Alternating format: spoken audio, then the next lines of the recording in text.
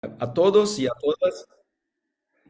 Y bueno, hoy día, bueno, inicialmente me gustaría agradecer la organización del evento de Funcagua Ceregas de UNESCO por la posibilidad de estar con ustedes y compartir un poquito o charlar un poquito sobre la gestión transfronteriza de de los recursos hídricos subterráneos. Bueno, voy a poner mi pantalla en modo presentación. Creo.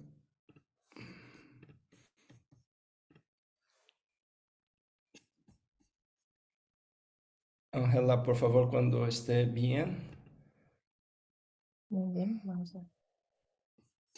Ya se visualiza correctamente. Ok, bueno, entonces. Tenemos, bueno, nos toca hoy día el tema de la gestión transfronteriza de los recursos hídricos subterráneos. Un poco la idea es que nosotros vamos, yo voy a desarrollar el tema en dos partes. En la mitad, más o menos, creo que es un buen punto para tener unas preguntas antes de un pequeño break y después seguimos con la segunda parte. Y sí, después del segundo módulo, creo que es lo mejor que hagamos la discusión más amplia. Creo que esa es una sugerencia basado en la forma que organicé mi presentación. Bueno, primero también necesito un poquito del puntero. Ok, vamos a seguir entonces. Lo que sí tenemos es que creo que vamos a empezar hablando sobre acuíferos transfronterizos y necesitamos aclarar algunos puntos de qué representa un acuífero transfronterizo, ¿no? Un acuífero transfronterizo es un acuífero que es compartido, o acuíferos que son compartidos entre países, pero ese es el término más general, pero en realidad es posible decir que entre unidades administrativas, porque muchas veces cuando tenemos regiones diferentes, con instituciones diferentes, o basadas en leyes o reglamentos diferentes, puede ser que el agua camine de un punto al otro bajo dos tipos de legislación, dos tipos de organización o mismo de control. Entonces, podemos ampliar el concepto de acuíferos transfronterizos no solamente en la situación de países, pero también en estados o provincias, depende cómo son las unidades de división, de organización de los estados. Claro que tenemos algunos mapas muy regionales como este de UNESCO IGRAC, que nos muestra los principales acuíferos grandes transfronterizos, y hay algunos en Centroamérica, como la región de Trifinio y de ustedes, que bueno, muchos son de la zona, pero tenemos mucho más en Latinoamérica, como un poquito antes de esta charla, nosotros estamos a hablar con la gente de Ceregas que va a coordinar un proyecto, la segunda parte de un proyecto grande de nuestro acuífero Guaraní, que es un acuífero que compartimos entre cuatro países, incluyendo Brasil, Argentina, Paraguay y Uruguay. Ese es el típico acuífero transfronterizo porque es un recurso que se comparte entre cuatro. Bueno, hay algunas características interesantes que valería pena llamarnos en cuenta. Cuando hablando sobre divisores de drenaje subterráneo, que eso sí es distinto de las aguas superficiales. Mire, las aguas superficiales, quien define las cuencas hidrológicas, el flujo hidrológico es mucho más un perfil topográfico, o sea, nosotros tenemos en este punto, en la mitad, lo que llamamos la divisoria de aguas, y a la mano derecha tenemos un río y a la mano izquierda tenemos otro río. Muchas veces, y hablando en una escala más regional, vamos a tener que más o menos la divisoria de agua superficial, que se define por la topografía, es más o menos regionalmente lo que pasa hablando de un acuífero libre como este, un poco la divisoria de las aguas subterráneas. Eso es verdad, pero lo que pasa es que cuando tenemos un bombeo en un grupo de pozos a un otro lado, a este lado, nosotros podemos cambiar la divisoria de aguas subterráneas. Por ejemplo, va a haber bajada de nivel debido al bombeo de este pozo, un grupo de pozos en realidad. Y lo que pasa es que nosotros vamos entonces, si esta agua antes se infiltraba y llegaba a este río, por ejemplo, en un país o en una zona, el hecho de que tenemos el pozo en bombeo, lo que pasa es que nosotros estamos bajando los niveles y cambiando entonces los límites. En este caso, el agua se caminará en esta dirección y sentido. O sea, nosotros estamos buscando más agua debido a este pozo en una otra cuenca. Entonces, hay dos lecciones en realidad. Una es que es más fácil ver y definir divisorias de agua superficial, porque es algo que se define por la topografía, pero las aguas subterráneas no. Es un poquito más difícil saber dónde está exactamente la divisoria de agua y además puede ser móvil con el tiempo, o sea, depende mucho de la situación de recarga y precipitación. Yo hablé sobre bombeo del pozo, pero en realidad lo que podríamos tener es cambios de la recarga del acuífero y estos cambios en la recarga del acuífero pueden mover la divisoria de agua entre dos cuencas. Entonces, este es un punto. Entonces, tenemos un nuevo divisor de drenaje nuevo en realidad. Bueno, esa es una característica de las divisorias de agua subterránea, de acuíferos, pero otra cosa más que debemos llevar en cuenta, además, algo que es un poco distinto en términos de divisoria, que las aguas superficiales no tienen tanta atención, es este clásico bloco diagrama donde se ve que el acuífero es un cuerpo de agua tridimensional. O sea, nosotros tenemos una extensión en superficie, pero además existe una extensión en profundidad. Y, por ejemplo, en este caso, nosotros podemos tener un flujo local, donde las aguas subterráneas se mueven como están en las flechitas, pero puede existir un flujo más regional, por ejemplo, que en este caso la zona de recarga son las tierras más altas de esta zona y se infiltra el agua y este flujo puede cruzar fronteras y pueden ser a un poquito distinto o distinto de los flujos locales. Entonces, es importante ver que, sobre todo en acuíferos de gran espesor, puede haber entonces flujos distintos dependiendo del nivel estratigráfico que nosotros estamos viendo. Creo que esas son las dos cosas que debemos llevar en cuenta cuando hablamos sobre divisorias o como fronteras de acuíferos o de cuerpos de agua subterráneos que se distinguen de las aguas superficiales. Bueno, otras características hidrogeológicas de un acuífero es que los acuíferos tienen un gran almacenamiento. Eso es algo muy importante y en realidad siempre nosotros como hidrogeólogos nos acordamos que 97% de toda el agua dulce y líquida del planeta están almacenados en los acuíferos o en los cuerpos de agua subterráneos, porque las aguas superficiales, aún sean mucho más visibles, representan algo como 1% o menos de 1%. Entonces, que nosotros estamos hablando que la gran parte de las aguas están en los acuíferos, lo que quiere decir entonces que el acuífero tiene una característica de almacenamiento muy grande. En contraste a los ríos, que por general ríos y lagos no tienen gran almacenamiento, pero los ríos y los cuerpos de agua superficial lo que presentan es un flujo muy dinámico y la velocidad de flujo de las aguas de ríos son mucho más rápidos que de las aguas subterráneas. Entonces, las aguas subterráneas tenemos gran almacenamiento, pero con flujo muy despacio. Entonces, es una característica. Lo que representa que como existe un gran almacenamiento, los acuíferos amortiguan muchos impactos de la explotación intensa. O sea, para que los efectos de una extracción se sienta realmente, se pueda sentir en el acuífero, puede retardar eso muchos años.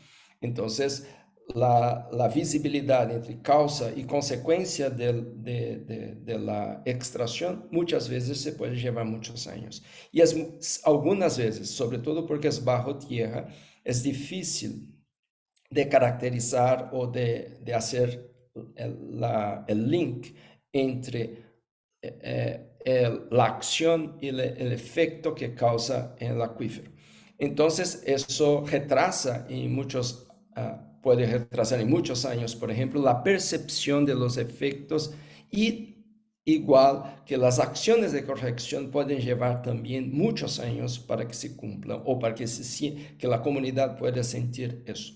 Entonces, esa es una característica del acuífero. El acuífero tiene un gran almacenamiento, lo que quiere decir que podemos extraer agua por muchos años, mucho más incluso que la recarga del acuífero, desde que, por supuesto, a mucho más largo plazo exista un equilibrio entre ingresos y salidas, pero es posible utilizar en tiempos cortos, con planeación, sacar mucho más aguas que la recarga, o sea, porque tenemos un gran almacenamiento. Es como una gran cuenta de ahorros, esta es la realidad. Es como nosotros tenemos una cuenta de ahorros y que nosotros podemos utilizar, por ejemplo, por meses, mucho más do que ganamos, porque tenemos esta cuenta.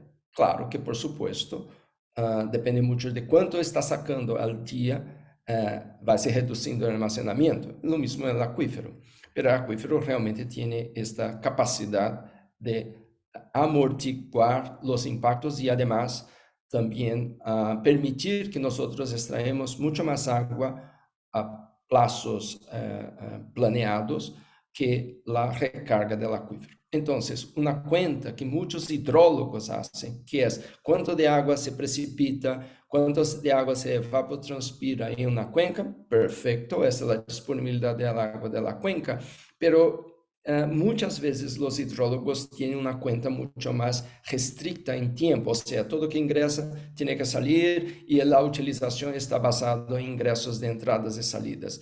No lleva tanto en cuenta los almacenamientos, excepto si hay grandes presas, etc. Pero las aguas subterráneas no. Naturalmente tenemos un gran almacenamiento. Otro punto es que los acuíferos son subterráneos y son invisibles. Esta es una dificultad.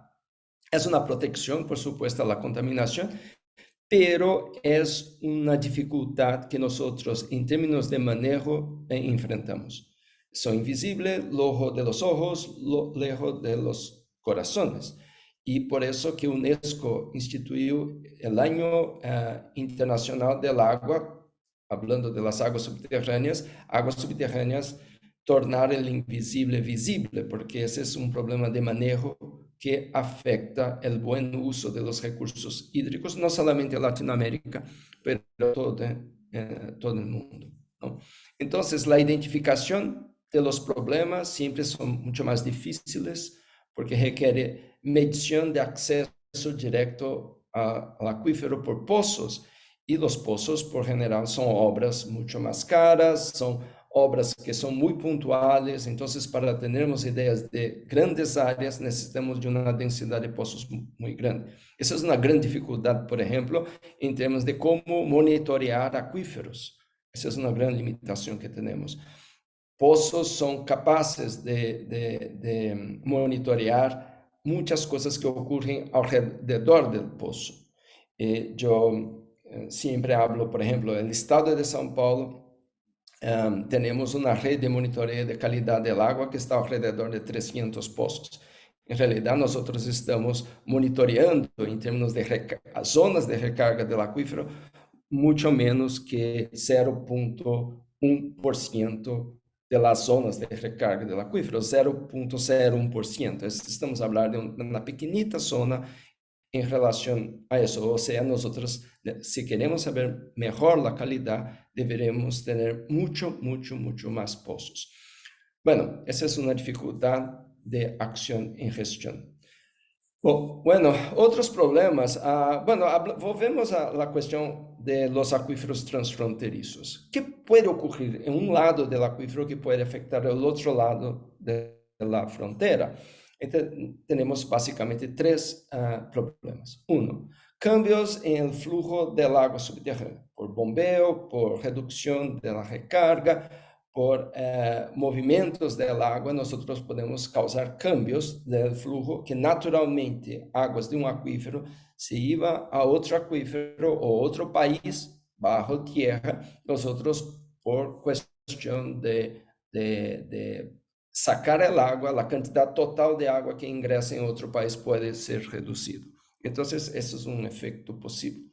El otro es la propagación de interferencias hidráulicas, o sea, nosotros empezamos a hacer bombeo en una zona, en esta zona, y nosotros bajamos los niveles del agua, y esta bajada de niveles o la interferencia hidráulica que existe se propaga para otro lado de la frontera, o sea, nosotros estamos causando, además de cambios de flujos del agua, estamos causando também bajadas em níveis de água, que pode representar dificuldade de acesso às águas e, además, aumento do custo de la extração de las águas. Essa é a segunda coisa que pode ocorrer em um lado da fronteira e que pode afetar outro lado da fronteira. E terceiro, es transporte de solutos, o sea, incluyendo contaminantes. Nosotros podemos tener contaminación a un lado y esta contaminación causada por un país o causada por un estado, una provincia, y esta contaminación por flujos naturales o por flujos inducidos debido a las interferencias hidráulicas, lo que puede ocurrir es que nosotros podemos entonces tener contaminación de un lado para el otro de la frontera. Y por último, nosotros que podemos tener son debido a todo esto, los tres problemas de cambios de flujo, propagación de interferencias hidráulicas y la contaminación, lo que podemos tener la reducción de oportunidades. Desculpe, en este caso, reducción de oportunidades en acuíferos fósiles, que es un caso donde, que se entiende por acuíferos fósiles, son acuíferos donde la edad del agua, o sea, desde el agua que se ingresó en el acuífero hasta llegar a este punto, nosotros llevamos algo como más de 10 o 15.000 años, o sea, el reemplazamiento del agua que se extrae puede llevar muchos años o muchos ciclos. Entonces, eso nosotros llamamos de acuíferos fósiles. Y acuíferos fósiles, lo que se caracteriza porque tenemos edades muy antiguas para las aguas, es que existe una oportunidad de sacar el agua. Es un acuífero de un único aprovechamiento. Nosotros sacamos el agua una vez porque sabemos que es un acuífero finito. No es un acuífero en los clásicos sistemas de sostenibilidad. O sea que hay recarga del acuífero y nosotros podemos entonces tener un acuífero casi sostenible, o sea, una extracción sostenible a mucho largo plazo. Los acuíferos fósiles pueden ser extraídos por muchos años, no hay duda, pero debemos tener en cuenta que es un acuífero finito o un acuífero que en algún día nosotros no va más a existir. Entonces, hay reducción de oportunidad. Eso, pensando en términos transfronterizos, ocurre si un país saca mucha agua de este acuífero, va a disminuir el chance o las oportunidades que otro lado de la frontera puede utilizar el acuífero. Entonces, tenemos cuatro problemas que pueden afectar de un lado al otro del acuífero. Cambios de flujo, propagación de interferencias hidráulicas, transportes de solutos o contaminantes y reducción de oportunidades en acuíferos fósiles. Son cuatro situaciones. Pero lo que pasa, y creo que es la principal pregunta que hacemos para los hidrogeólogos y quién maneja los acuíferos transfronterizos, es cuál es la extensión de estos fenómenos. O sea, es cierto que cualquier extracción de agua subterránea va a causar alguna bajada de nivel. No hay forma. Si queremos utilizar agua subterránea, tenemos que bajar niveles. Y esto va a ocurrir y hay, por supuesto, una propagación de esta bajada de niveles en el espacio y en el tiempo. Y con eso nosotros vamos a cambiar flujos, podemos jalar aguas contaminadas de un lado al otro. Y eso puede ocurrir. Pero es cierto que tenemos eso cuando tenemos extracción de las. Lo que sí es que cuánto esto representa en términos de espacio. O sea, algo a un lado de la frontera puede llegar a otro lado. O sea, ¿y cuánto a este lado puede llegar? Porque una característica que los acuíferos tienen es que muchas veces lo que hablamos, bajada de niveles, cambios de flujo, contaminación, caminos de plumas de contaminación que caminan de un lado al otro. Cuando analizamos situaciones de este tipo en acuíferos, por general, los efectos son muy locales, son muy locales. Esa es una cosa que caracteriza acuíferos en relación a aguas subterráneas, por ejemplo, agua superficial. Por ejemplo, en un río podemos tener un caso, un problema de contaminación en el río que se puede extender por kilómetros, por 100 kilómetros, por 200 kilómetros. Un buen ejemplo de nosotros en Brasil fue lo que ocurrió con el rompimiento de una presa, de una empresa de extracción de minería, de minerios, de explotación minera. Y justamente por este problema que hubo con esta presa, además de un problema local dentro de la empresa, que hubo muertes de gente, pero cuando llegó a las aguas superficiales, este problema de contaminación en el río se extendió por centenas de kilómetros. Entonces, algo que salió del estado de Minas Gerais, que es un estado al interior del país, cruzó una parte importante del estado, ingresó en otro estado y hasta llegó al Océano Atlántico. O sea, es un problema de una extensión que se caracteriza, primero, una gran extensión. Segundo, es relativamente rápido el tiempo entre el problema y hasta llegar al océano. O sea, esto fue muy rápido porque siguió la velocidad de las aguas superficiales. Pero en aguas subterráneas es muy difícil que exista, por ejemplo, una pluma. Si sale de una fuente puntual, una pluma de contaminación que puede extenderse mucho más que 2 kilómetros, 3 kilómetros. Existe plumas de contaminación de una fuente puntual, como por ejemplo una industria, un vertedor de algo que ocurre en un punto, en la zona de recarga, esta pluma puede extenderse por mucho más que kilómetros. Entonces, si nosotros miramos la literatura y los casos, por general las plumas de contaminación son algo que tiene algo como centenas de metros, llega 1 kilómetro, no mucho más que eso. Claro, existen algunos casos de acuíferos muy vulnerables con plumas de 5 kilómetros de una fuente puntual, pero eso es realmente bastante raro. O sea, si nosotros estamos a hablar de acuíferos transfronterizos, o sea, nosotros tenemos el límite entre dos países y hay un caso de contaminación de fuente puntual, entonces eso puede ingresar 2 kilómetros, 3, 5 kilómetros al otro país. Eso es una zona bastante restringida. Bueno, vamos a hablar un poquito de esto entonces. Cuando que algo ocurre a un lado de la frontera, pueda alcanzar una gran extensión a otro lado de la frontera. Hay casos y nosotros podemos, mirando los puntos que hablamos entre cambios en el flujo de las aguas, hablando de la propagación de contaminantes y hablando de otras cosas. Vamos al primero. Cambio en el flujo de las aguas subterráneas puede ser muy importante en acuíferos em zonas de climas semiáridos ou desérticos, o quando em uma área há redução de flujo em rios transfronterizos.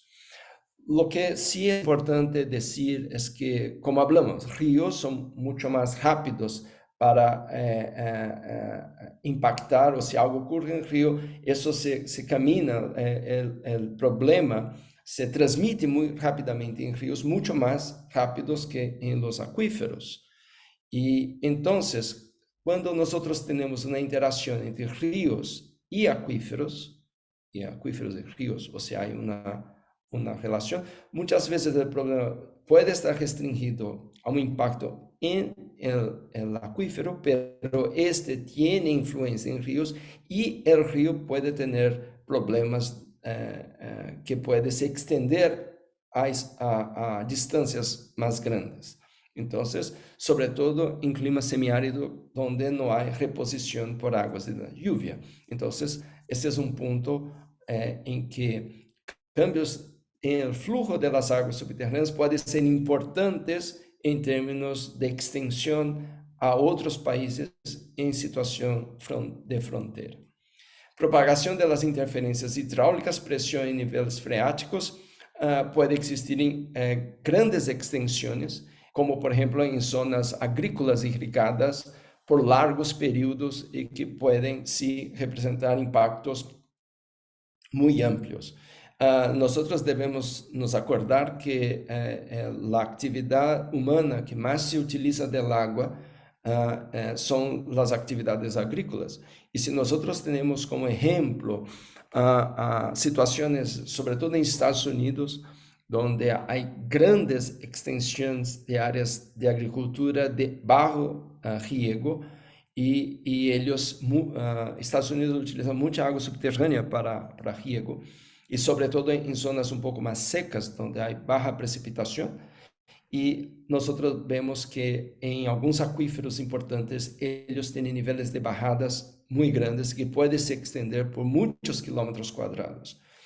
Yo voy a presentar un caso en el próximo slide, donde hablamos de un acuífero en el centro de Estados Unidos, pero podemos, si transposemos esto a nuestros casos, poder algo realmente con grandes impactos al otro lado. Antes de esto, voy a decir sobre transportes de contaminantes, que por general, como hablé, las plumas entre fuente, donde se originó la recarga en el acuífero, con una sustancia que contamina el acuífero, o sea, nosotros vertimos el producto en la superficie, eso alcanza el acuífero, la zona saturada, esto camina, el camino horizontal no es mucho más grande que 2 kilómetros. O sea, es bastante restringido, pero puede llegar a la contaminación en río, y sí, el río puede se extender a zonas más, por una extensión más grande. O cuando el problema de contaminación envolve grandes áreas, o sea, actividades que pueden causar fuentes dispersas de contaminación. De nuevo, nosotros podemos hablar de actividades agrícolas. Tenemos una gran área agrícola, podemos entonces tener problemas de contaminación en estos casos. Bueno, y reducción de oportunidades en acuíferos fósiles, oportunidad única de un acuífero de una extracción. Como hablé, esta es una relación mucho más de que las aguas en acuíferos fósiles son aguas restringidas en términos de oportunidad que se puede utilizar una vez. Me gusta mucho, no por la situación, que es una situación un poco trágica, pero me gusta mucho este ejemplo en Kansas, en Estados Unidos.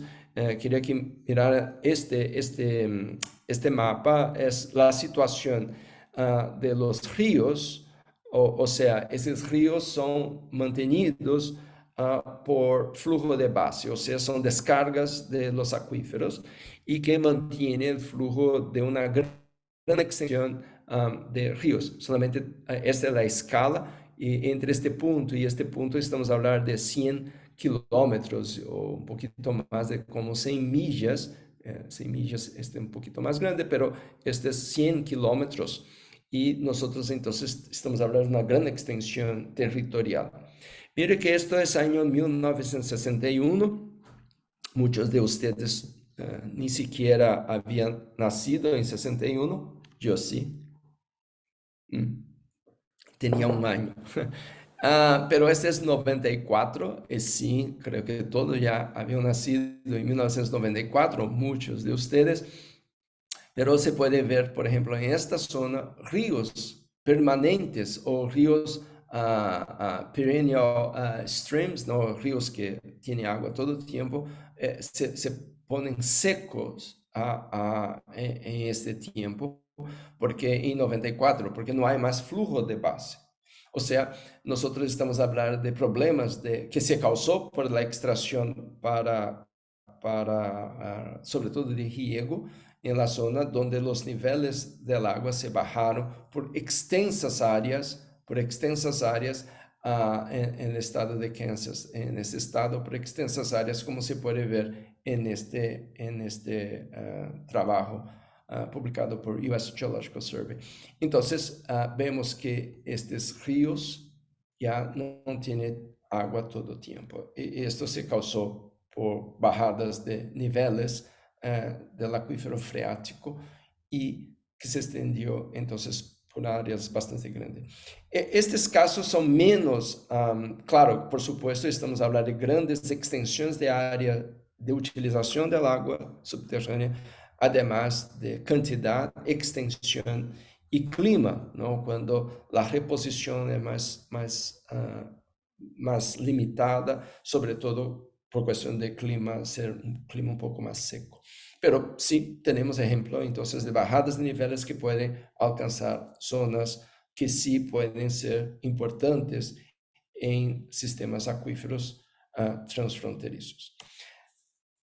Un detalle importante também para falar de situações em aquíferos transfronterizos são situações geológicas ou hidrogeológicas e situações políticas, onde está a divisória de los países, ¿no? Entonces, tenemos acuíferos transfronterizos, o sea, acuíferos que son compartidos entre dos países, pero depende un poco de la situación. Podemos tener situaciones donde los efectos que nosotros hablamos pueden tener más o menos influencia, o sea, poder impactar más o menos la situación entre los dos países. Entonces, por ejemplo, en el primer caso tenemos un río que representa, entonces, es un río de frontera, donde el país A está a una margen y el país B en otra parte, ¿no? Entonces tenemos dos países o dos administraciones, estados o provincias, y el río es el borde, es el límite es la frontera.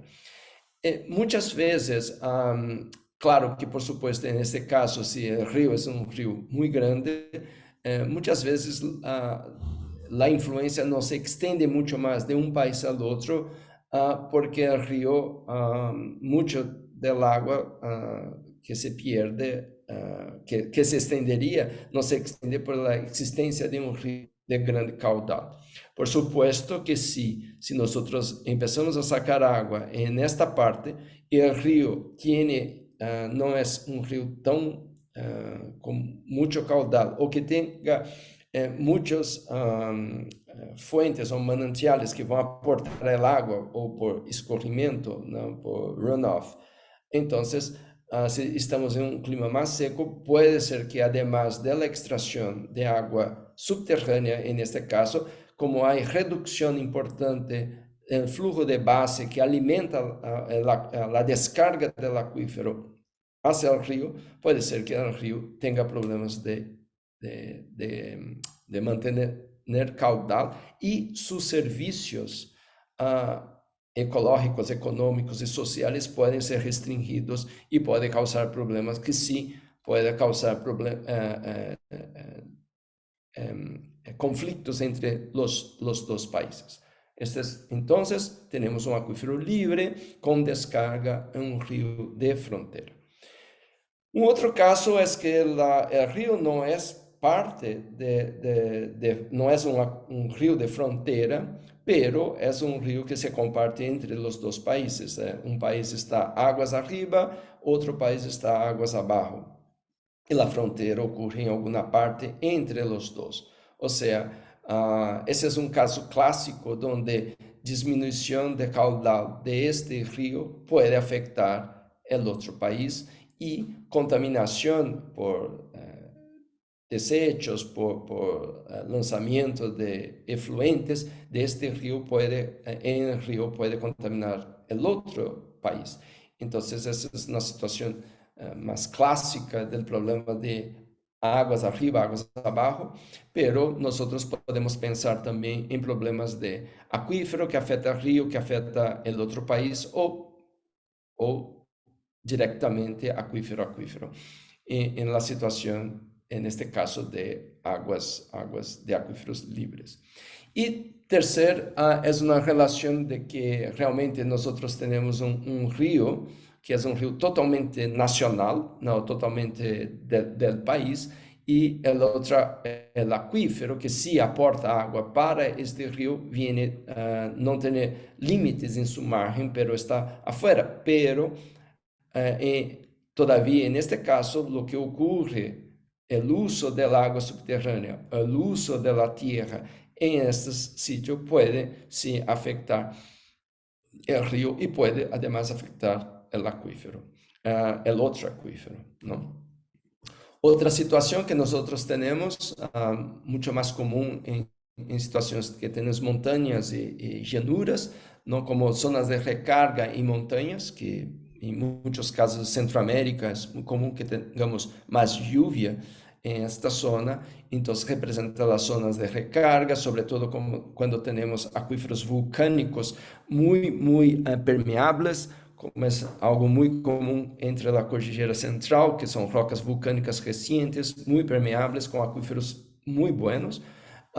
Yo conozco muy bien la situación de Costa Rica, que es un país que trabajé mucho y viví en Costa Rica, entonces un poquito menos en Guatemala, Honduras y El Salvador.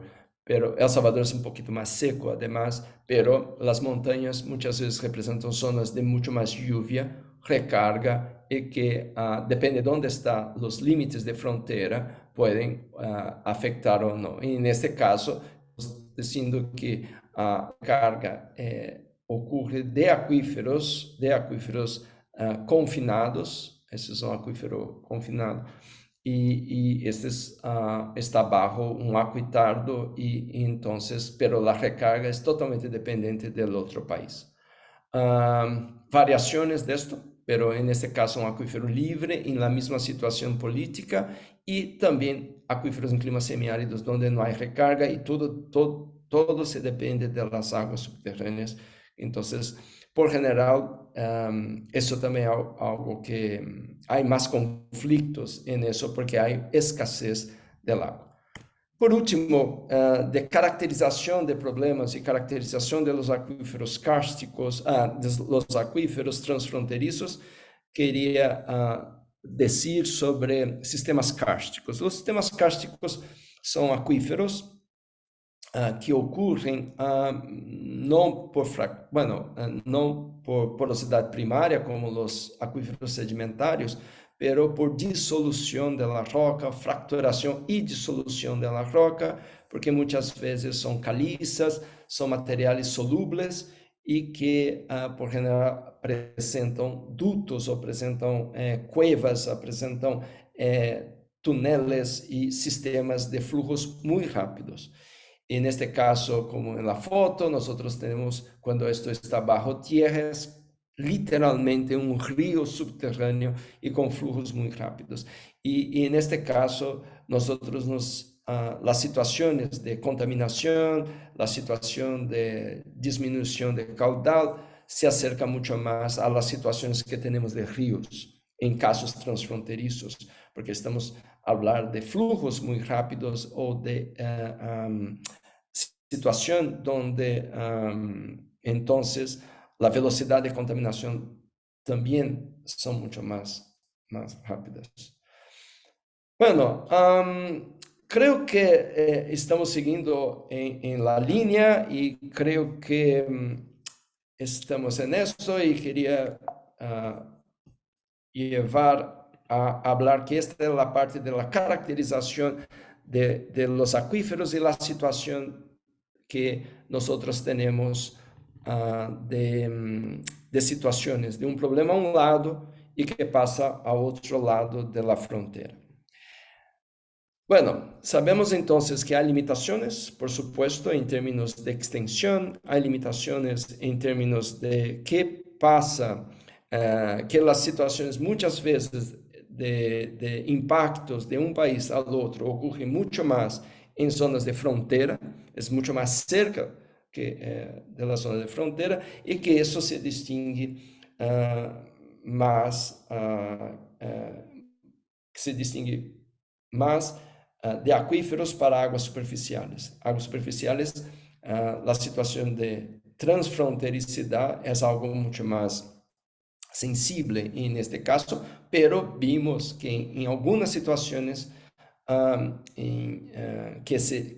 se incrementa el tiempo, porque más utilizamos agua, más y más se reduce la lluvia y la necesidad de utilización de aguas subterráneas, sobre todo en situaciones de agricultura o grandes cantidades de agua, entonces eso puede impactar más en términos de espacio y de tiempo, pero se debe reconocer que no es en la misma proporción que se presentan los problemas de acuíferos o las aguas superficiales, los casos de transfrontericidad. Ok, pero una pregunta es, ok, tenemos todo esto, pero ¿cómo mejorar la cuestión de la gestión de acuíferos transfronterizos? Antes del break, me gustaría introducir un tema, dos conceptos que serán los conceptos bases para la segunda parte de mi charla. Uno es el concepto de gestión, la gestión integrada de los recursos hídricos, GIR. Y hablando que el concepto de la gestión integrada de los recursos hídricos es cómo manejar un recurso, en el caso del recurso agua, cómo manejar el agua es mucho más manejar muchas cosas, más do que solamente el agua, ¿no? Porque la gestión integrada de los recursos hídricos no es solamente pensar que nosotros tenemos aguas subterráneas y aguas superficiales. Es verdad, tenemos agua subterránea y aguas superficiales en una cuenca y deberíamos pensar de forma integrada y de forma de uso conjuntivo, pero también debemos pensar que cuando hablamos de gestión integrada, estamos integralizando, estamos poniendo junto não solamente agua subterrânea, superficial de la atmósfera ou de reusos, pero também estamos manejando gente, estamos manejando la tierra, las conexiones que existen entre esto y otros recursos en términos ambientales, em termos ecológicos, e quando pensamos então em um manejo ou a gestão integrada, estamos tentando com isso, manejando água, manejando terra, manejando gente, manejando toda a forma de utilização da terra, para maximizar o bem-estar econômico, social, de forma equitativa, sin comprometer la sostenibilidad de los ecosistemas vitales. Entonces, la gestión integrada de los recursos hídricos es la gestión holística o la gestión que, por supuesto, la gestión del agua, cómo manejar el agua de una forma que podemos sacar, maximizar el bienestar econômico, social, y maximizar eso con el uso del agua, pero va mucho más que solamente el agua, y sí tenemos que meter todo que se interactúa con el agua. Entonces creo que hay muchos componentes para eso, que muchas veces se va mucho más allá de pensar em fazer balances hídricos, de ver como são as relações do água superficial com as subterrâneas, quanto de água se descarga no rio. E também pensando que depende do tipo de uso da terra, depende do tipo de uso econômico da terra, nós vamos utilizar mais água, vamos contaminar ou não contaminar a água, vamos pôr em risco o recurso de uma forma mais fuerte ou menos fuerte, dependendo de esto. O la forma del proceso económico que se desarrolla aquel tipo de actividad. Nosotros podemos tener agricultura, pero podemos tener diferentes tipos de tecnificación, podemos tener diferentes tipos de uso y eficiencia del uso que, claro, por supuesto, van a impactar las aguas. Y la forma con que las aguas ocurren también van a impactar o van a controlar como queremos o como econômicamente se utiliza o recurso. Outro conceito importante, además de pensar que a gestão integrada dos recursos hídricos é uma gestão muito mais global e que muitos instrumentos econômicos, sociais, territoriais e de planeação estão integrados às águas, pero outro conceito para as águas subterrâneas, sobretudo, e como hidrogeólogos devemos ter atenção, é o uso conjuntivo de las águas. E é uma prática todavia não tão comum em Latinoamérica. Muitas vezes os planeadores les gustam trabalhar com fuentes únicas de água para o suministro de água em uma cidade. E como en este caso de este dibujito, donde tenemos entonces la situación de que el agua viene para el suministro de agua potable de la ciudad, viene entonces de este río, ¿no? Que se bombea y que se extrae y se abastece la ciudad. Y muchas veces, en muchos casos de nosotros, los pozos, hay una cantidad bastante grande de pozos e muitos pozos privados dentro da cidade e se utiliza isso de forma pouco planeada.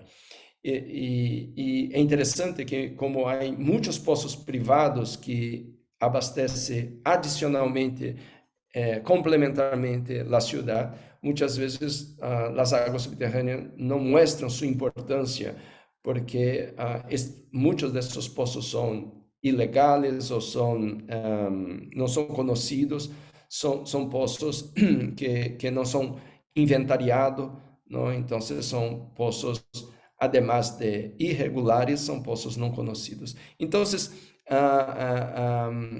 muitas vezes os administradores de recursos não pensam que, por exemplo, neste caso, uma cidade que recebe água superficial, que as águas subterrâneas são importantes, como por exemplo mi ciudad de São Paulo, donde el suministro de agua de nuestra ciudad por fuentes públicas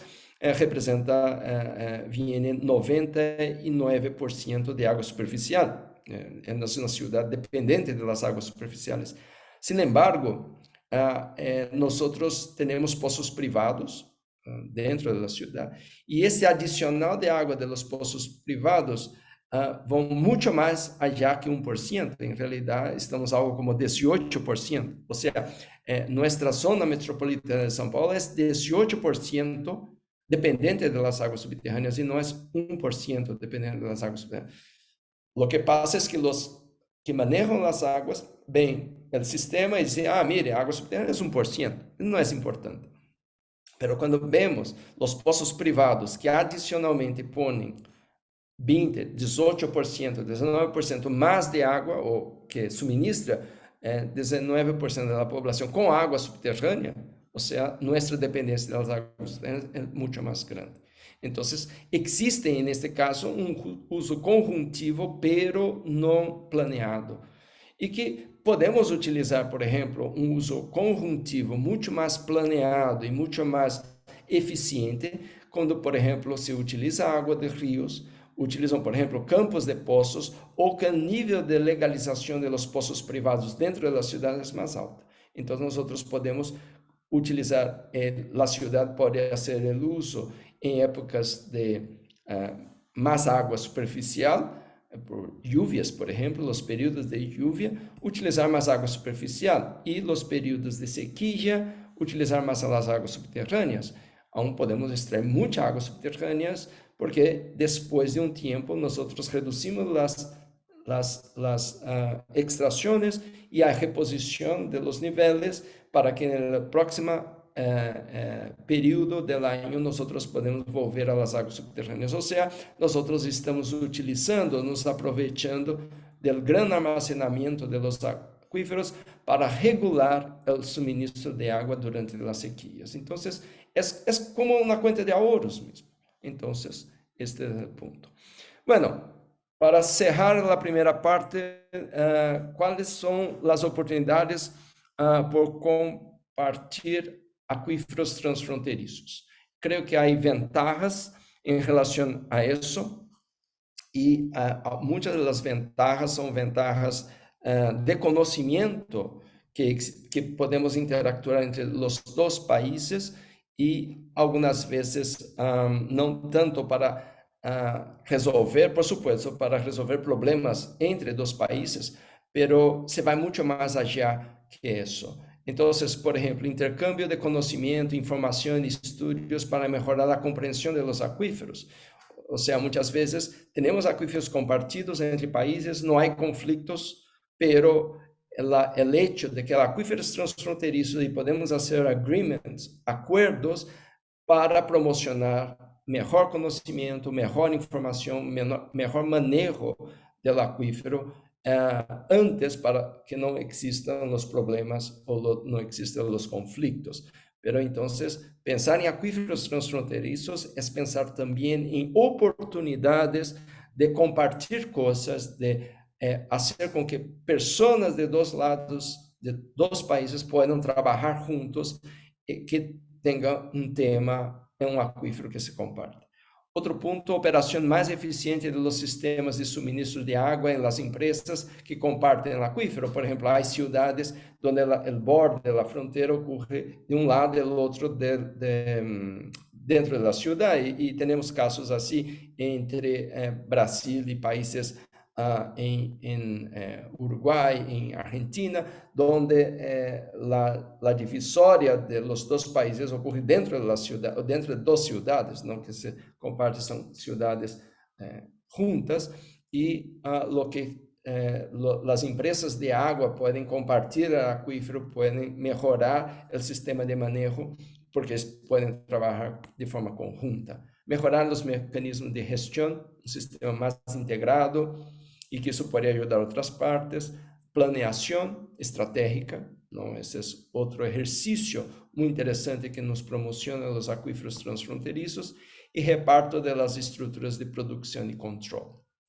Eso entonces son ventajas que van mucho más allá que los acuíferos transfronterizos nos brindan, y que van mucho más allá que solucionar problemas entre acuíferos, porque cuando hablamos de sistemas transfronterizos pensamos siempre cuáles son los problemas que podemos tener, pero creo que es aún más importante ver las oportunidades que el hecho de tener acuíferos compartidos pueden ayudar a nuestra sociedad.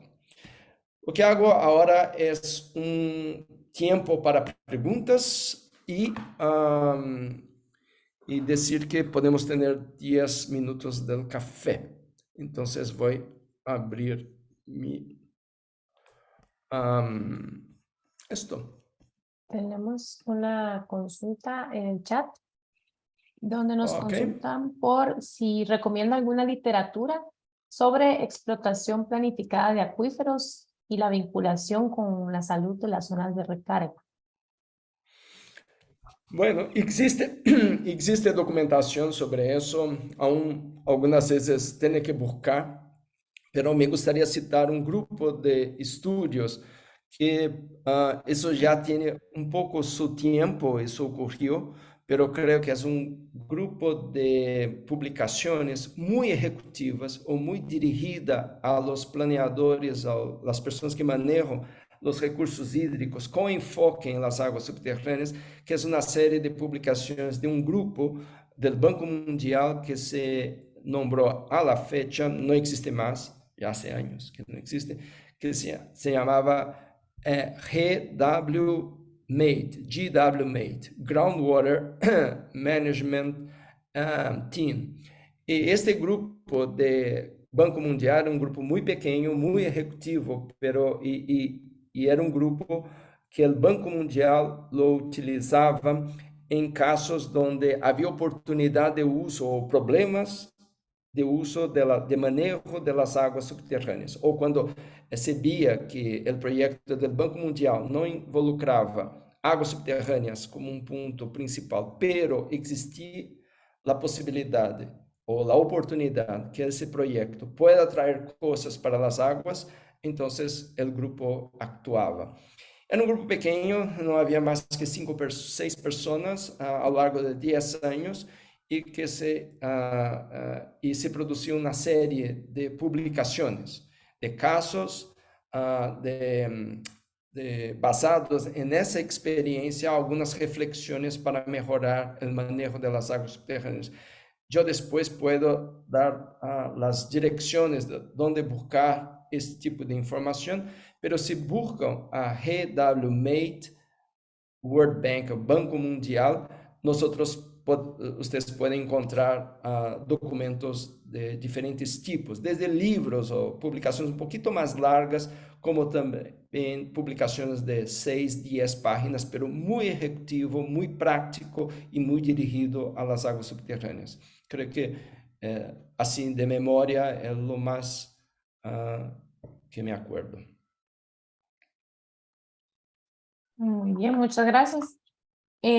Por ahora solamente teníamos esta consulta, entonces creo que podemos pasar al coffee break. Ok, vamos fazer um café de um par de minutos, como vamos, Ángela me disse, são as 12:08 por aquí. 12:08, podemos regressar dentro de 10 minutos para De acuerdo. descansar, pero pido a ustedes que não sigam mirando muito a computadora e se saiam, se vão a descansar um pouquinho e regressem, ok? Então, 18, então vamos chegar dentro de 10 minutos, ou são as 20, não? Ou seja, 12:20, sim? Sí, a las 12:20, correcto. Ok, graças. Gracias.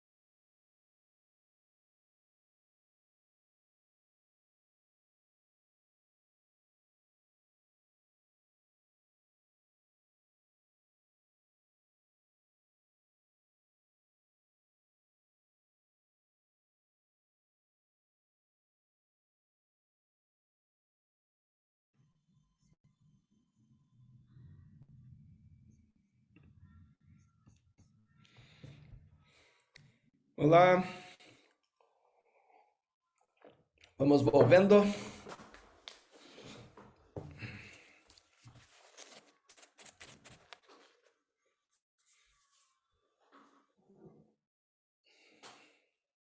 Não sei se alguém tem alguma pergunta, mientras esperemos que a gente regresse. Ou algum comentário, em realidade, não necessita que seja uma pergunta, em realidade.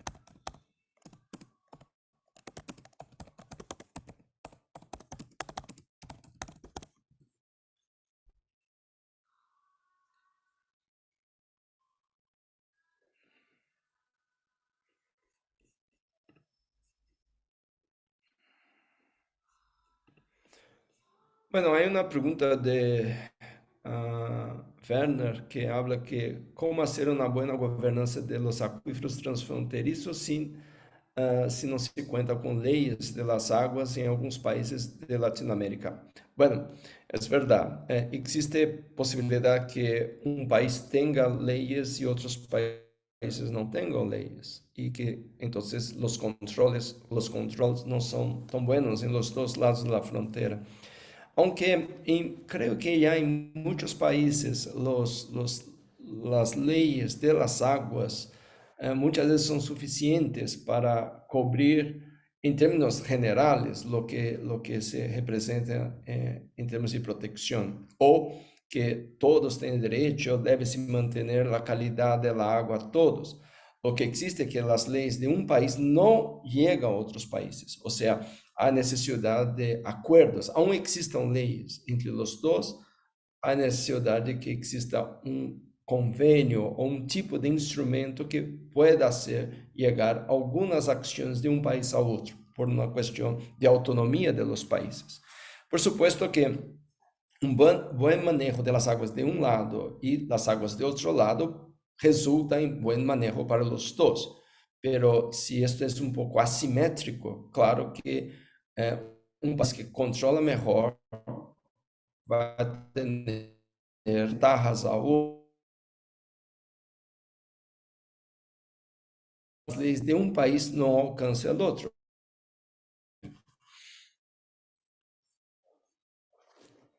Ok. ¿Podemos regresar entonces? Claro, acá tenemos, no sé si la última pregunta que planteó Wenner Sí. Ochoa ya fue resuelta sobre cómo se podrá hacer gobernanza de acuíferos transfronterizos si en muchos países de Latinoamérica no se cuenta con ley de aguas. Sí, esto justamente estaba contestando, ¿no? Ok, Que, perfecto. sí, que las leyes de un país no llegan al otro país, pero por supuesto las leyes locales ayudan a manejar mejor y esto representa una cosa buena al otro lado. Sí, pero y la necesidad de hacer acuerdos de Ujú, cooperación entre los dos países, excelente. que va mucho más allá de esas leyes locales. en ese sentido. Muy bien. Y la anterior, que era sobre contaminantes, demandas a nivel internacional en temas de acuíferos Sí, transfronterizos, alguna instancia o convenio. sí, había contestado esto, ¿no? Sí, Perfecto. que utilizar los dispositivos que existen, o los acuerdos que existen a nivel de cuencas, muchas veces, entre países que, que comparten acuíferos o ríos o recursos, claro, se utiliza utilizando desses instrumentos e buscando ver hasta que ponto pode alcançar ou restabelecer, solucionar problemas específicos em relação às águas subterrâneas. Muitas vezes, acordos de cuencas são acordos de cuencas, não, de grandes cuencas, e não chega a ser tão detalhado em relação às águas subterrâneas. Mas sí, se debe utilizar los instrumentos que ya existen para ayudar a la construcción de acuerdos más específicos o acciones más específicas. Excelente. Muy bien, entonces creo que Ok, estamos. Ujú. y dejamos Gracias. después para las discusiones. ¿Se ve entonces mi pantalla? Sí, se ve. Ok, entonces sigamos con esto, con la presentación. Quería decir que por qué no funcionan los programas de gestión de las aguas subterráneas, hablando que nosotros vimos en la primera parte que es un acuífero transfronterizo, las características particulares que existen en los acuíferos en términos de su transfrontericidad y las limitaciones y las oportunidades que se crean en compartir acuíferos.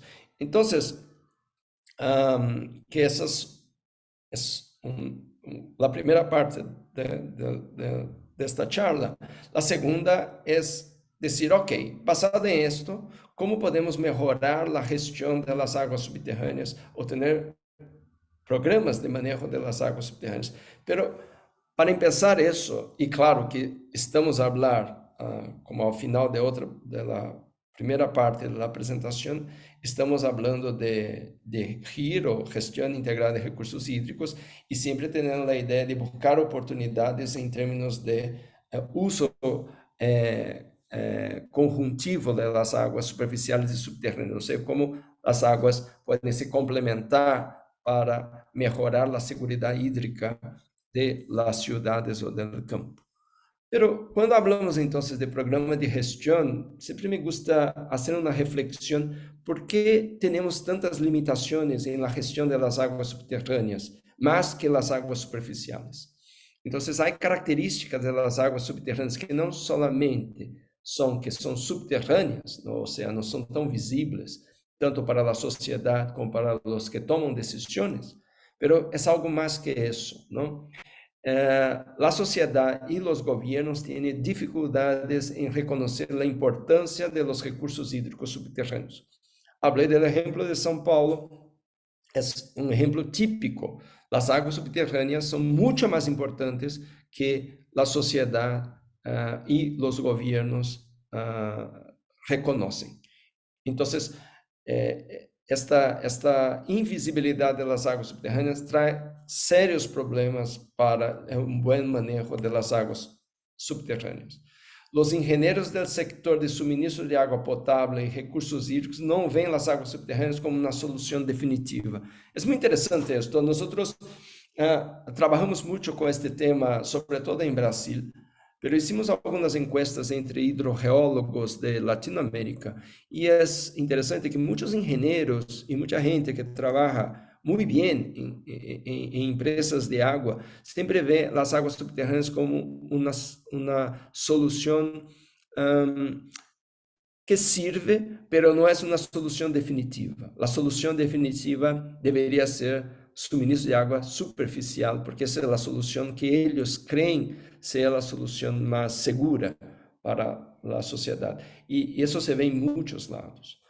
Y otro punto es la complejidad de la geología causa la impresión de la imprevisibilidad de la producción de pozos y la sostenibilidad de la explotación. Entonces, mucha gente que trabaja con aguas, sobre todo en empresas de agua, habla, mire, ustedes geólogos tienen mucha dificultad, hidrogeólogos tienen mucha dificultad de garantizar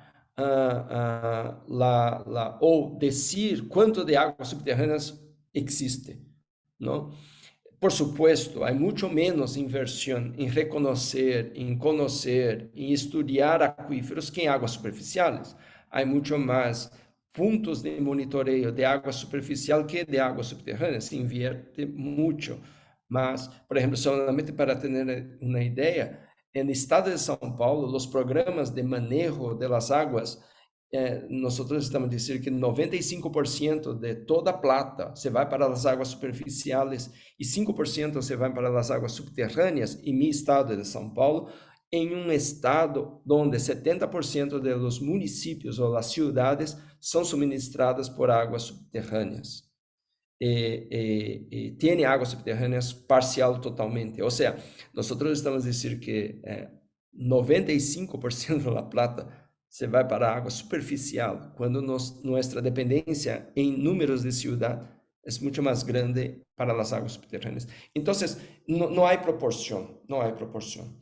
Não, então, porque uma das coisas é esta imprevisibilidade. Pero devemos reconhecer que existem formas de trabalhar com a imprevisibilidade ou a dificuldade de reduzir incertidumbres em las decisões das águas subterrâneas, trabalhando com o conceito de manejo adaptativo, que é um processo de toma de decisões que reduz estas incertidumbres ao longo do tempo, ao monitorear o sistema, aprender como funciona e permitir que as soluções sobre o uso do água sejam o mais apropriados e confiáveis possíveis. Por exemplo, isso se partiria de uma conceptualização do conhecimento, por exemplo, das águas subterrâneas, criar modelos numéricos, aunque sejam modelos muito sencillos, pero criar modelos de simulação dos recursos hídricos subterrâneos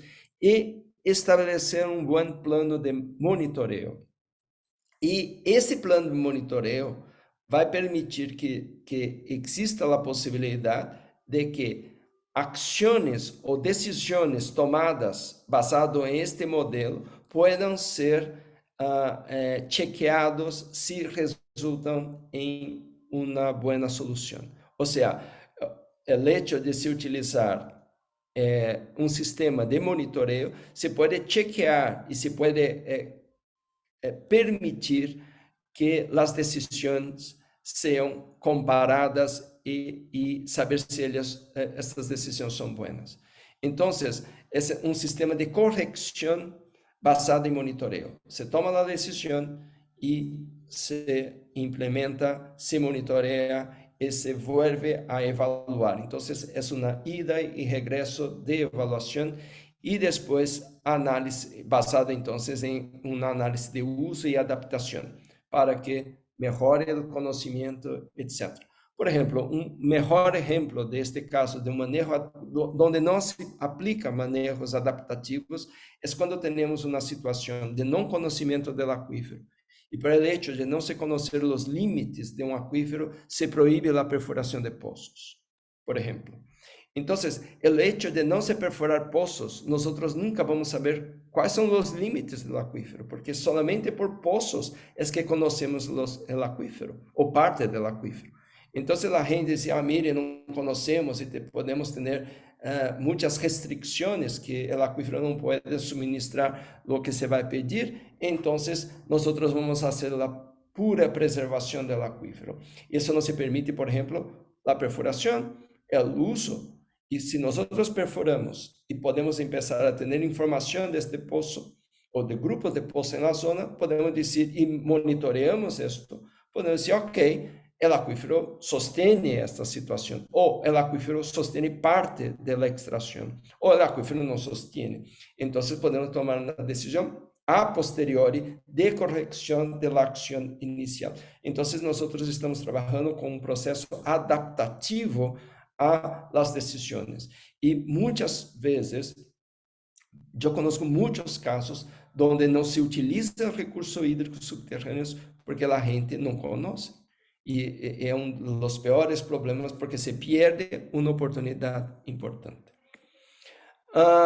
Bueno, existen hidromitos, hablando por qué no funcionan los programas de gestión, es que hay muchos mitos, como hidromitos es un término que se estableció por Ramón Llamas, de la fragilidad de los acuíferos. La gente piensa que los acuíferos son muy frágiles. En realidad, ese gran almacenamiento que el acuífero tiene puede sostener sistemas de suministro de agua potable por muchos años. Entonces, y hay una gran capacidad de protección a la contaminación.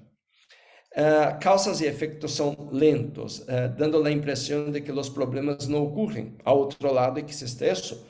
O sea, la gente contamina, pero eso no llega. Entonces, es difícil trabajar con planeación porque el efecto lleva mucho tiempo. Y una vez que ocurre, es igual, lleva mucho tiempo para la corrección. Y por último, los conflictos entre usuarios existen, pero no son aparentes. Están lejos de los ojos o del conocimiento del usuario, es lejos del corazón. Entonces, el hecho de estar bajo la superficie representa una dificultad de que se ve los problemas. Entonces, muchas veces hay dos usuarios que compiten por el agua, tiene influencia de interferencias hidráulicas entre los dos, que resulta entonces en problemas de interferencia. Hay conflictos, por supuesto, entre ellos, pero ellos no conocen cómo funciona el acuífero y el hecho de no conocer cómo funciona, ellos son incapaces de identificar el conflicto. Y si no identifica el conflicto, tiene dificultad de buscar a exigir sus derechos del buen uso. Cuando, por ejemplo, tenemos a un lado pozos legales, pozos registrados, con registros perfectos, y otros pozos sin permiso. Entonces, este problema de conflicto, muchas veces los conflictos, la gente no entiende cómo funciona el acuífero, ¿no? Y la sociedad no entiende cómo funciona el acuífero, entonces no entiende causa y consecuencia del problema o de los conflictos. Entonces, pensando en términos de que estas son las bases por qué los programas de gestión de las aguas subterráneas no funcionan o tienen serias limitaciones, se propone un enfoque mucho más integrado dentro de la gestión de los recursos hídricos subterráneos que concilia o reconcilia dos enfoques. Un enfoque de arriba para abajo, basado en leyes, en reglamento, en el Estado que controla y monitorea y tiene capacidad de poder de policía para cerrar pozos, para controlar el uso y algunas intervenciones de bajo o de bajo para arriba. Entonces, que involucra participación de la sociedad, participación de la gente en este proceso. Es importante ver que eso ocurre, ¿no? Es importante ver que esto ocurre y que un poquito, estoy intentando buscar. Oh.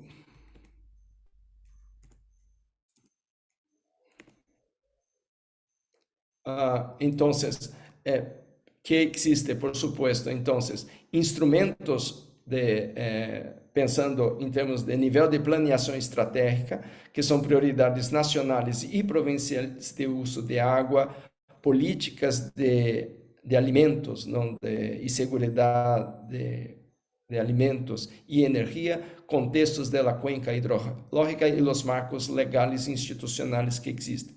Então, esse é a nível de planeação e a nível local, o papel do governo local, direito do uso das águas subterrâneas, consciência e participação de grupos de interessados, stakeholders, ¿no? Entonces, nosotros tenemos entonces sistemas de intervención a la oferta y la demanda, o sea, control de la oferta y la demanda, y algunos instrumentos económicos que se puede utilizar para hacer el mejor uso del agua en esta situación. Bueno, existen algunas lecciones aprendidas basado en estos sistemas de utilización de arriba para abajo y de instrumentos de bottom-up, de usuarios o grupos de interessados para arriba que pressionem e que se promocionem melhor as políticas. Uma das lecciones aprendidas para ter éxito en la gestión de las aguas es imperativo que exista uma agência governamental local, a nível de estado ou de província, que tenha o mandato legal e o apoio político para actuar como guardião de recursos. Isso cabe ao Estado hacerlo, pero deve existir muito claramente este tipo de instituição dentro das leis do país.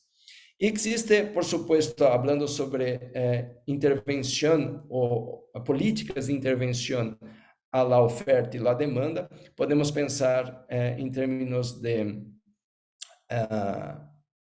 estas políticas, de estratégias de manejo de melhorar a la gestão de demanda e também de la oferta, economia real do uso do água e aumento da recarga ou da disponibilidade das águas subterrâneas. Em geral, quando temos, então, outra lição aprendida disto, é que, em geral, as intervenções da demanda contribuem mais para que as intervenções da oferta. Então, se atuamos em la demanda da água, não, o controle da melhora do uso da água, da eficiência, muitas vezes resulta ao aquífero uma situação melhor que solamente em tentar oferecer cada vez mais água à sociedade, em termos de equilíbrio deste recurso. Um bom exemplo disso é que ocorre na cidade de Lima, em Peru. Na cidade de Lima, essa é uma gráfica que mostra o caudal promédio do uso das águas em uma situação, em tempo, desde 1955 hasta o ano 2006, onde o uso da água se vai incrementando, o caudal promédio se vai incrementando, mas se nota que depois de um ponto, este caudal se vai diminuindo. Este é um nível de água, nível estático do poço, e nós vemos que há flutuações ao longo do tempo, pero nós vemos que os níveis vão bajando, ou seja, estamos perdendo aquífero, está se perdendo aquífero, pero quando empieza a ser controle do uso da água, os níveis começam a volver, ou seja, há uma recuperação deste nível. Pero adicionalmente houve também sistemas de melhora de recarga do aquífero, aún não é tão pronunciado, tão importante, pero houve este tipo de ação como sistemas de recarga. Esse é o rio Rímac, onde isto ocorreu, e melhor utilização da eficiência, redução de perdas da rede, então utilização total de água mais reduzida, então uma melhora nesse sentido. Bajando a demanda, então a recarga, a recuperação dos níveis. Economia real do recurso hídrico, não? Ou seja, sistemas que promocionam melhor uso real da água, ou seja, sistemas mais eficientes, como, por exemplo, no caso em China, como os sistemas de impermeabilização em canais, porque havia muita perda de água em sistemas de canais, e os sistemas, se melhorou o sistema de redução de perdas de água durante a irrigação, sistemas de irrigação, ou seja, para ter a mesma produção agrícola se utiliza muito menos água, que também é uma outra estratégia de demanda. E, por supuesto, uma outra possibilidade é aumento da recarga do aquífero e o uso do armazenamento. Como falei, o aquífero tem um grande armazenamento e esse armazenamento se pode utilizar em períodos, até em períodos largos, onde há sequías ou onde há estacionalmente diminuição de outras fontes de água superficial, por exemplo.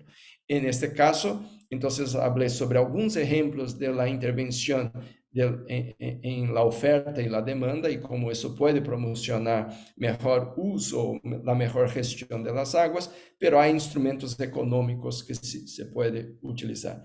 En ese sentido, la economía podría preocuparse con el uso eficiente y justo de los recursos. Eso creo que es importante introducir de una forma más fuerte la cuestión de lo que se entiende como uso del agua para todos y la justicia que debe existir en el uso del agua. Y no solamente pensando que debemos solamente tener en cuenta la valoración o la precificación del agua como un único mecanismo que se debe buscar. No, debemos tener que el agua es un recurso importante para la sociedad. El agua tiene que tener beneficios sociales y lleva beneficios ecológicos que debe ser llevado en cuenta tanto quanto la cuestión de la eficiencia económica de las empresas. Entonces, muchas veces, muchos programas de control de demanda, control de producción, miran mucho en la precificación del agua, miran mucho en la cuestión de la valoración del agua, pero la valoración del agua debe llevar mucho más a pensar sobre la cuestión de eficiencia y justicia del uso del agua. ¿Okay? Y por último, algunas conclusiones en relación a este sistema como un sistema que integra, entonces, acciones del Estado, acciones de control e intervenções en la oferta y la demanda, e instrumentos políticos justos que deben estar dentro de ese sistema de gestión para que, entonces, desde la planificación y a nivel de acción de instituciones locales, que este sistema pueda, entonces, funcionar dentro de un plan de gestión eficiente de las aguas subterráneas. Bueno, puesto algunas conclusiones, las aguas subterráneas tienen un papel mucho más importante que la percepción existente de la sociedad y los gobernantes. Como hablé, en el caso se reproduce eso en muchos lados de Latinoamérica, pero hablé del caso de São Paulo.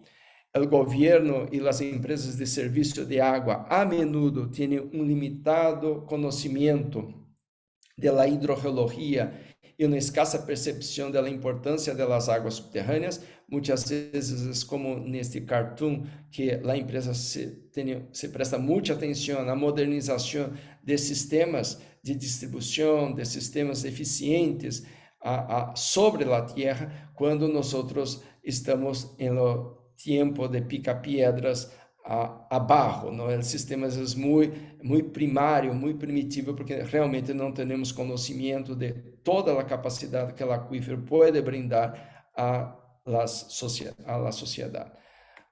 En tercer punto, la caracterización de problemas asociados a la sobreexplotación debe incluir impactos sociales, éticos y económicos. El problema de sobreexplotación no es un problema solamente de pérdidas de nivel del agua, pero también debe extenderse a evaluar impactos sociales, éticos y económicos.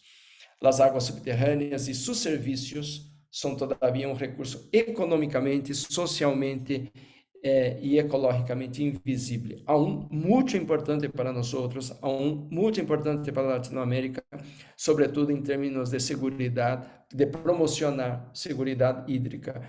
Y debemos decir, sobre todo en los estados que tienen baja capacidad, que es muy común para Latinoamérica, baja capacidad de inversión en sistemas de suministro de agua, el sector de agua y saneamiento recibe y cada vez más o cada vez menos recibe inversiones para seguir, que pozos privados son inversiones privadas en el sector de aguas. O sea, el hecho de que la industria perfora un pozo y empieza a utilizar agua de esto, está disminuyendo la demanda de agua para el resto de la sociedad. O sea, existe inversión.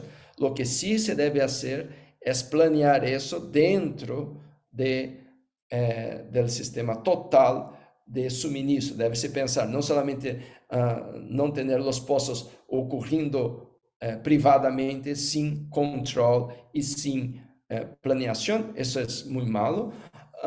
Pero si nosotros debemos no rechazar el uso privado, pero incorporar como la disminución de las presiones de uso del agua por pozos privados pueden ayudar a estabilizar el sistema de suministro de agua potable para las ciudades o mismo para el campo. Entonces, eso. Y también teniendo en cuenta que cuando, por supuesto, pozos privados se utilizan el agua y el servicio de agua, la empresa de agua tiene la red de agua, por supuesto, el hecho de no se utilizar el agua de la red hace que exista menos pago por esse serviço de água e pode poner algumas vezes a empresa de água em uma situação frágil econômicamente. Então, se deve balancear todo isso, pero é certo que o uso de águas de poços privados são importantes para muitas cidades em Latinoamérica. E hacer que os conflitos de recurso hídrico subterrâneo sobre explotação e contaminação sejam mais aparentes por meio de mecanismos de comunicação social. Creo que isso é muito importante. A gente precisa entender que o recurso hídrico subterrâneo é um recurso importante, é um recurso fundamental para a segurança hídrica de nossas atividades, pero é um recurso desconhecido. Em termos incluso de sua potencialidade, é possível ver que em algumas situações se pode utilizar mais águas subterrâneas e há uma oferta de oportunidade que se pode brindar com as águas subterrâneas. E muitas vezes falta esse tipo de comunicação por parte do Estado que controla, que maneja. Então, deve existir isso mais. E aunque exista uma política nacional para o manejo das águas subterrâneas, e em muitos países de nossa região existe, esta poderia não ser atrativa para a sociedade. Ou seja, o hecho solamente de existir uma política não quer dizer que a sociedade la siga. Um exemplo disso é que o promédio de poços irregulares em nossa região ascende a 70%. Então, é o caso de muitos poços irregulares. E, por último, criar um consórcio de grupos de interessados com o objetivo de tratar políticas da água, as inversões dentro de uma dinâmica ativa. E creio que isso deve existir, consultas à comunidade, grupos técnicos e, por último, desenvolver uma visão integrada, a gestão integrada do recurso hídrico, ou seja, ver uma imagem de todos os lados. Não devemos analisar isso de todos os lados para ter uma ideia completa de la situação. Bueno, me extendi um pouquinho mais que estava planeado, pero esta é a apresentação e creio que pode existir algumas perguntas dentro destes pontos que puse em discussão. Ok? Ángela, muitas gracias. Gracias a usted, doctor, por la intervención y por los aportes tan significativos. Bueno, de momento tenemos algunos comentarios de parte del participante Wenner Ochoa. Nos indica, sumado a la complejidad de la geología, también hay que considerar la complejidad política, económica y social, así como los intereses diversos. Yo tenía en lo personal una pregunta. Era Claro, si a nivel de Latinoamérica ya se presentan algunos casos de manejo gestionado de recarga hídrica o MAR, recarga artificial, ¿verdad? No sé si hay algún esfuerzo ya internacional de este tipo en alguna estrategia de recarga gestionada a nivel de acuíferos. Sí, existe. Se debe reconocer que hay dos tipos de recarga del acuífero en términos de recarga artificial del acuífero. Existe un no planeado, que eso existe en todas las ciudades. Por general, cuando vemos una ciudad, aún existe impermeabilización del terreno por cuestión de las calles o mismo la construcción civil. Em promédio, se hacemos balance hídrico dentro de uma ciudad, vemos que existe muito mais água de recarga del acuífero que existia antes. Isso é muito interessante, porque há restrição de lluvia, de recarga natural, pero há fugas da rede de água e da rede de alcantarillado. Então, em geral, as cidades apresentam incremento de disponibilidade de água subterrânea do que antes. Isso é algo interessante. Outra coisa é que quando há lluvias, por supuesto, há escorrentias, porque hablamos de impermeabilização, pero este tipo de água de escorrentia se cai dentro de sistemas de galerias de drenaje, e muitas galerias de drenaje em nossas cidades não são muito buenas, elas são rotas e promocionam a recarga. Então, em geral, estamos a falar que uma cidade promociona muito mais a recarga. Pero essa é uma recarga não planeada, e não é tu pergunta. Há experiências de recargas planeadas, ou seja, utilização disto. Falei da cidade de Lima. Lima tem um sistema de recarga que ajuda a aumentar a disponibilidade, sobretudo mais cerca do rio Rima, que é uma llanura muito importante, e é um aquífero com grande espessor e grande potencialidade, é muito permeável. E eles, então, ajudam a fazer a recarga, diminuindo a velocidade de fluxo do rio, pouco mais de carga, infiltração. Em nossos países não há tantos, em Latinoamérica, isto é dizer, há tantos exemplos buenos de recarga do aquífero, como existe, por exemplo, Índia. Índia é um dos países do mundo, estamos a falar de países em vias de desenvolvimento, que mais se recarga aquíferos. Eles usam muita água, em realidade, muita água subterrânea, mas eles também são um dos países que mais recarregam água subterrânea. Por exemplo, falando de países mais ricos, como a Alemanha, 80% da água subterrânea que se extrai em Alemanha vem de recargas manejadas. Então, há situações de recargas importantes. A Alemanha, creio que é um dos mais que utilizam isso. Há bons exemplos, há bons estudos, pero a implementação disto em nossos países, hablando da região, todavia são limitados. Muito porque há um pouco em discussão acadêmica, há discussões em alguns sistemas, por exemplo, de poner poços a orilhas de rios para promocionar a recarga, que são riverbank filtrations.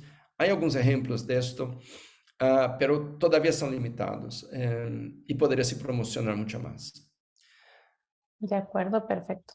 Gracias. Y me imagino que todavía mucho menos que ya haya, digamos, ponerse de acuerdo entre dos administraciones para lograr ese tipo de intervenciones.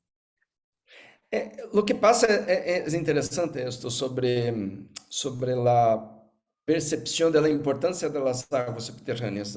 O sea, como ellos no ven esto como tan importante, las aguas subterráneas, es decir, porque vamos a invertir mucho en esto, ¿no? Entonces hay mucho menos inversión en estudios, inversión en estudios piloto, donde hay implementación de este tipo de estrategias. Pero esto está cambiando, pero muy despacio todavía en nuestros países. Muy bien, gracias. Tenemos aquí una pregunta. Dentro de la dinámica de la gestión del recurso hídrico, ¿cómo mejorar la sobreexplotación y la contaminación? Bueno, creo que es un poco lo que hablamos dentro del marco que hablé sobre la gestión integrada de los recursos hídricos y un poco de la gráfica al final de cómo se puede tener Estado, sociedad trabajando de forma conjunta. Pero en realidad lo que sí es facto es que nosotros tenemos poca gente que está preparada a hacer estudios de hidrogeología que puedan, por ejemplo, identificar problemas de sobreexplotación y problemas de contaminación. Entonces, y además, hay los países son grandes y hay muchas posibilidades de que esto pueda ocurrir. Pero debemos reconocer que tanto la contaminación como la sobreexplotación todavía representan una pequeña parte de los problemas en términos del volumen total del acuífero. Aún exista falta de control en nuestros países, debemos reconocer que una pequeña parte del acuífero está contaminada. La mayoría del acuífero, tanto en profundidad o muchas veces en extensión, todavía se mantiene en buena calidad y hay disponibilidad de agua. Nuestra situación, por supuesto, los números de casos de contaminación se incrementan con el tiempo, nuestros problemas de interferencia y sobreexplotación se incrementan con el tiempo, pero debemos reconocer todavía que tenemos mucha agua subterránea que, claro, necesita ser protegida.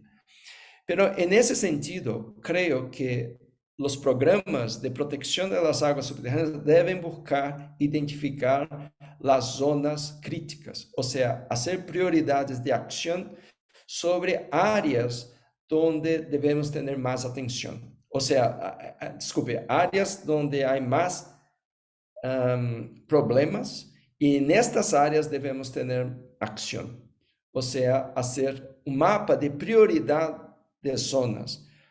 Volviendo al concepto de que tenemos un país grande, pero en una gran parte no tenemos problemas. Los problemas son mucho más restringidos en algunas áreas. Entonces debemos tener este tipo de mapas que identifique las zonas donde hay más peligro para estos problemas ocurrir, tanto de sobreexplotación como de contaminación. Y hacer intervenciones en estas zonas, o sea, tener prioridades de acción.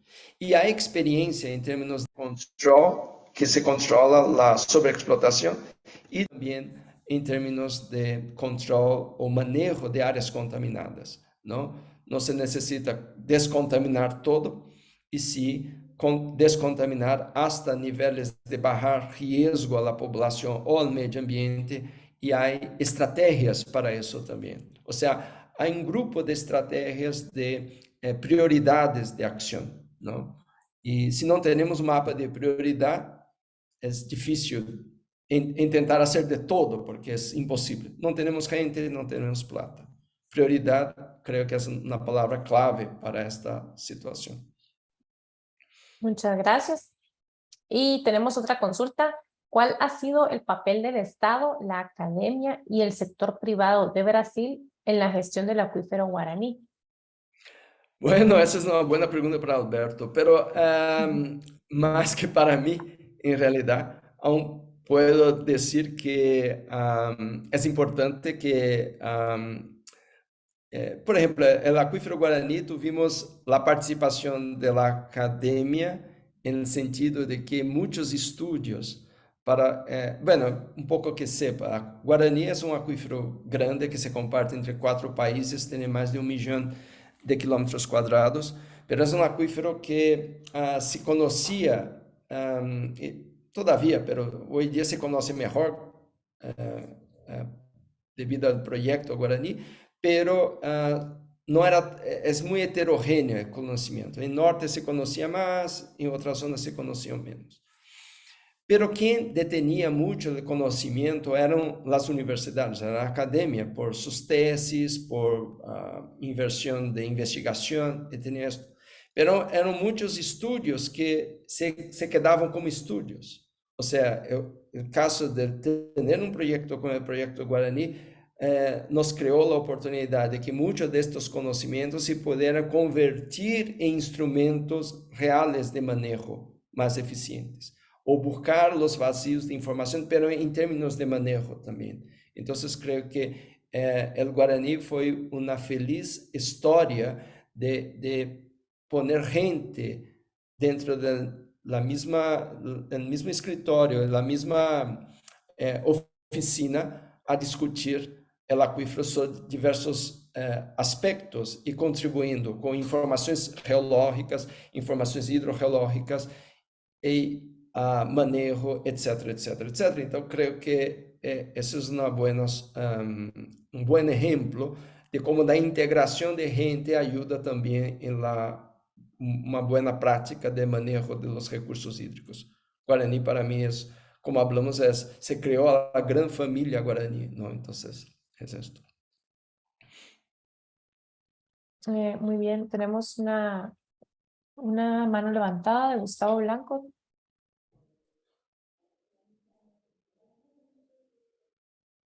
Puede activar su micrófono o si no nos escribe la consulta por el chat.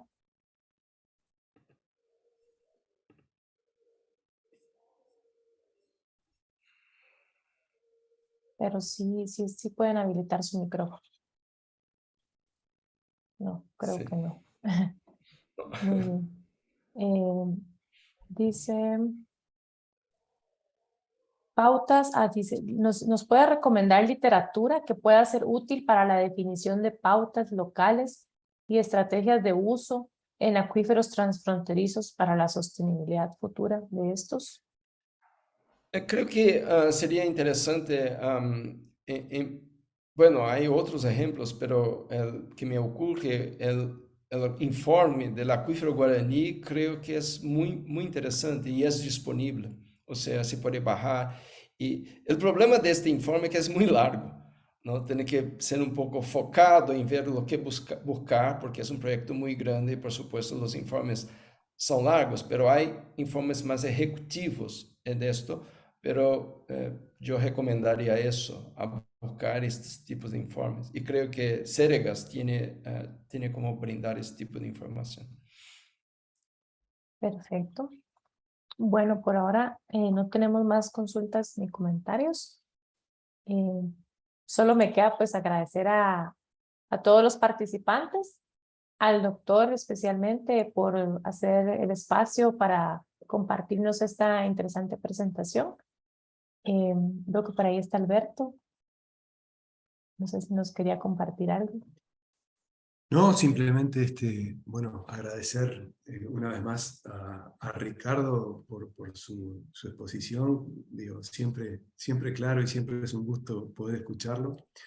Gracias. Y agradecer, bueno, a Funcagua también por la idea y la iniciativa de hacer este tipo de webinarios que siempre aportan a todos en el conocimiento, una vez más, bueno, de el agua subterránea en general y de algún tema en particular, como en este caso hablamos de gestión de acuíferos transfronterizos. Y para el resto, digamos, del público, decirles que desde el centro estamos a las órdenes también para que cualquier duda, consulta o iniciativa que deseen, nos pueden contactar. Tenemos una página web que es ceregas.org y a partir de allí contactan con nosotros. Muchas gracias, Ángela, muchas gracias, Ricardo, y nos están viendo en la próxima oportunidad. Muchas gracias. Gracias a todos, gracias. Ha sido un gusto compartir con ustedes. Gracias. Chao. Buenas tardes por allá. Buenas tardes, muchas gracias. Buenas. Buenas tardes, muchas gracias.